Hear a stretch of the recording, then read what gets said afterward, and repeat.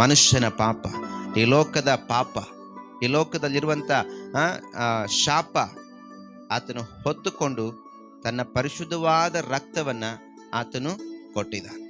ನಾವು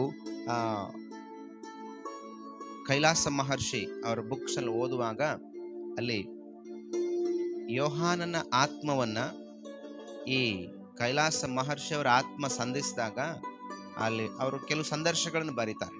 ಅದು ಬಹಳ ಚೆನ್ನಾಗಿದೆ, ನೀವು ಓದ್ರಿ. ಕೈಲಾಸ ಮಹರ್ಷಿ ಯೋಹಾನನನ್ನು ಸಂಧಿಸ್ತಾರೆ, ಸ್ನಾನಿಕನಾದ ಯೋಹಾನನ ಸಂಧಿಸ್ತಾರೆ.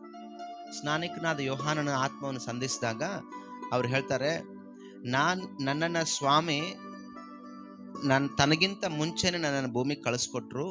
ನನ್ನ ಕೆಲಸ, ನನ್ನ ಸೇವೆ ಬಂದ್ಬಿಟ್ಟು ಯೇಸು ಸ್ವಾಮಿ ಬರ್ತಾ ಇದ್ದಾರೆ, ನನಗಿಂತಲೂ ಶಕ್ತನು, ಆತನು ಬಹಳ ಭಯಂಕರನಾದ ದೇವರು, ಆತನಿಗೋಸ್ಕರ ನೀವು ನಿಮ್ಮ ಮನಸ್ಸು